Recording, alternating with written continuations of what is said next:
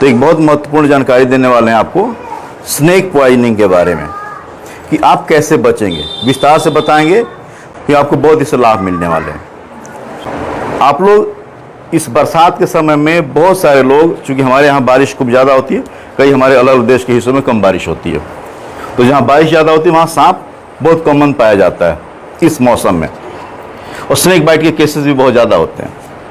तो मैं बताने वाला हूँ कि सांप जब काटे तो उस समय आप क्या कर सकते हैं, आप अपने स्तर पे क्या कर सकते हैं और फिर अस्पताल में क्या करना होता है। तो आपको बता दें कि 70% जो स्नेक बाइट होता है नॉन विनोमस होता है, यानी कि पॉइजनस नहीं होता है, यानी कि वो जहरीला नहीं होता है। ठीक है। अब जब सांप काट दिया आपको कहीं भी, नॉर्मली कहाँ काटता है सांप? डिपेंडेंट पार्ट्स पे, हाथ पे काटेगा कुछ काम कर रहे होंगे तब, या पैर पे काटेगा। जब बहुत कम रेयरली होता है कि आप सोए होंगे तो बॉडी के किसी पार्ट को काट सकता है।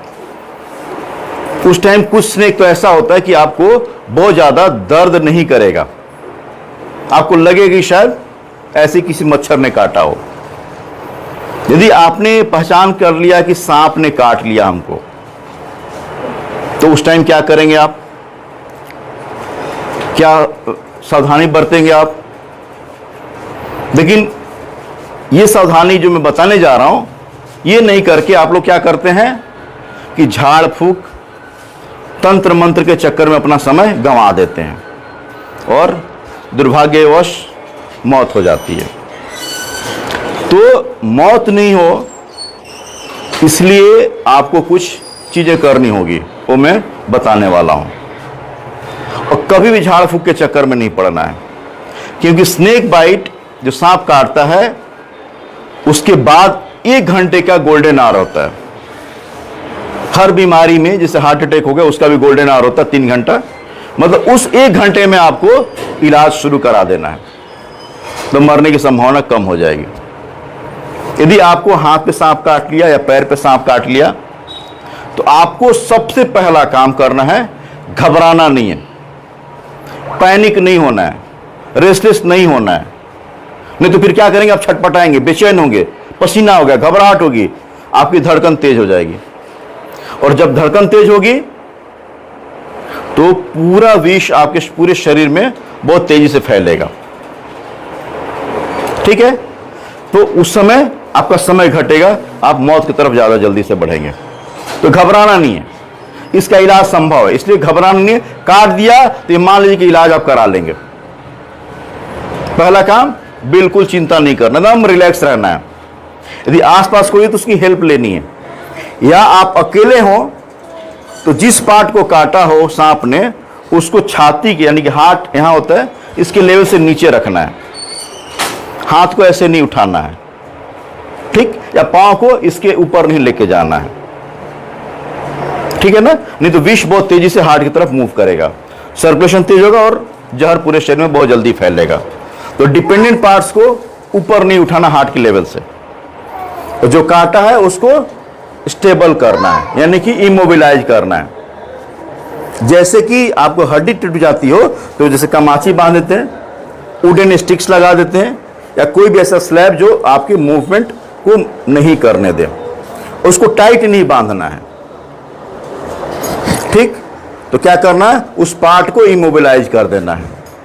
और अंगूठी पहने हो ऐसे, यहां काटो तो अंगूठी को खोल देना है। चूड़ी पहनी हो, चूड़ी को हटा देना है। कुछ भी टाइट घड़ी हो, घड़ी को खोल देना है। ठीक। टाइट टी शर्ट पहने हो, कपड़े पहने हो, उसको भी खोल देना है, यानी कि उस पोर्शन को टाइट नहीं रखना है। ये तो लोग क्या करते हैं, आप लोग क्या करते हैं, टाइटली बांध देते हैं, है ना? आप क्या कर सकते हो, ऊंड का, उस घाव का बहुत ज्यादा करेंगे तो धोएंगे, उसको पानी से साफ कर देंगे, या साबुन हो तो साबुन से साफ कर दीजिएगा। ठीक। और फिर आपके पास आसपास कोई अस्पताल हो तो रास्ते में जाने वक्त पेशेंट का पोजीशन कैसा होना चाहिए? Prone position. प्रोन पोजीशन किसको बोलते हैं? आपको छाती के बल ऐसे पेशेंट को लिटा देना है, छाती के बल लिटा के लेफ्ट साइड, लेफ्ट पोजीशन में आना है। क्यों बोल रहा हूं ऐसा? कि ऐसे टाइम में पेशेंट को उल्टी होने का खतरा होता है, और जब उल्टी होगा तो सीधा का सीधा वो फेफड़े के अंदर जाएगा, एस्पिरेशन बोलते हैं, और उस पेशेंट को तुरंत मौत हो जाएगी एस्पिरेशन की वजह से, अपने उल्टी से मर जाएगा। ठीक, ये 3-4 चीज हुई। और उसको वेंटिलेशन, हवा चेहरे पे आते रहना चाहिए।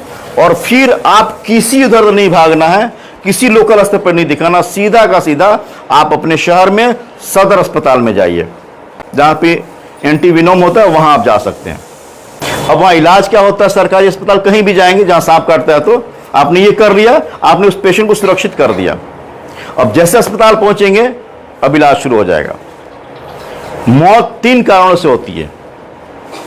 3 इसमें जहरीला जो पदार्थ होता है सांप के अंदर, उसके विष में प्रभावित करने की क्षमता होती है।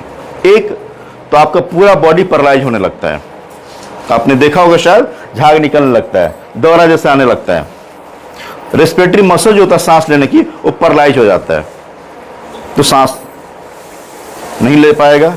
उसके लिए ऑक्सीजन सपोर्ट चाहिए होता है, उसको ऑक्सीजन देते हैं, तो उसके लिए फिर वेंटिलेटर की जरूरत पड़ सकती है, आईसीयू की सुविधा जहां पे हो। बीपी आपका अचानक से फॉल हो सकता है, डाउन हो जाएगा, तो आपको इंजेक्शन लगाना पड़ता है, आईवी फ्लूइड आईसीयू में होगा। कई बार ऐसा भी सांप होता है कि आपका ब्लड नस फट जाती है अंदर में, हेमरेज होने लगता है, ब्रेन में हेमरेज हो जाएगा। उस टाइम ब्लड ट्रांसफ्यूजन की जरूरत पड़ती है, यानी कि ब्लड चढ़ाने की जरूरत पड़ती है, वो अगेन बड़े अस्पताल में ही होगा, आईसीयू में, और आप ऐसे करके बच जाते हैं। और फिर उसी अस्पताल में आपको एंटीविनोम, उस जहर के अगेंस्ट में दूसरा एक एंटीटॉक्सिन होता है, वो इंजेक्ट किया जाता है और आप बच जाते हैं। वो पूरे शरीर में जो फैला होता है विष, उसको न्यूट्रलाइज करता है और खत्म करता है, और फिर आपको आईसीयू के सपोर्ट मिलेगा और थोड़े टाइम बाद बिल्कुल नॉर्मल हो जाता है। और शायद ये आप लोग नहीं करते होंगे जितना हम बताया। आप लोग क्या करते होंगे, तंत्र मंत्र झाड़ फूक के चक्कर में समय गंवाते होंगे, और उस 100 में से, जैसा कि मैंने बताया, 70 मरीज तो वैसे भी बचने वाले हैं, क्योंकि उनको एंटीविनोम नॉन विनस सांप ने काटा है, जो जहरीला नहीं है। तो अब 70 लोग जब बचेंगे तंत्र मंत्र करा के, तो आपको क्या लगेगा कि भैया वो तो ठीक हो गई, लन सांप काटो बहुत बढ़िया हो जाए, तुम्हारा वो झाड़े फूके वाला वो ठीक कर, लेकिन ना, वो ठीक निकल गई, वो ठीक होना ही था उस मरीज को। आप घर पे रखते तब भी वो ठीक होता। कि हम हमेशा बीमारी को लेके गलतफहमी के शिकार हो जाते हैं। अधिकांश बीमारियां इसलिए बढ़ती हैं, आप इसे तकलीफ में आते हैं कि आप जागरूक नहीं हैं, आपको नहीं पता है। चाहे वो किडनी की समस्या हो, चाहे वो लीवर की समस्या हो, या फिर हार्ट की समस्या या ब्रेन की समस्या, ये सारी तकलीफों से आप बिल्कुल अनभिज्ञ हैं। तो इसलिए मैं वीडियो बार बार आप सबके बीच में शेयर करता हूं और आप सबको जानकारी देता हूं, कि ताकि आपकी जान बहुत कीमती है। ओपीडी में आके 500 रुपया फीस कटा के हमको दिखा लेना, किसी और को दिखाना, ये समस्या का समाधान नहीं है। समस्या का समाधान है आपको जागरूक रहना। कि मैं आए दिन मरीज इमरजेंसी में भर्ती रखता हूं, देखता हूं, और मुझको बहुत इस बात की पीड़ा होती है कि कहां से कहां क्या हो रहा है आपको, क्योंकि आपको जानकारी नहीं है। बेवजह एंटीबायोटिक, बेवजह कुछ दवाई जिसकी जरूरत नहीं थी, और जिसकी जरूरत थी वो दवाई आपको नहीं मिल रही है। इस बात का आप लोग ध्यान रखेंगे, और जितने आप सभी हैं, जितना मुझे देख रहे हैं, आप सब लोग अधिक से शेयर करें, इसको देखें और लोगों तक ये पहुंचाएं कि ये जागरूकता सब तक पहुंचे। ठीक है।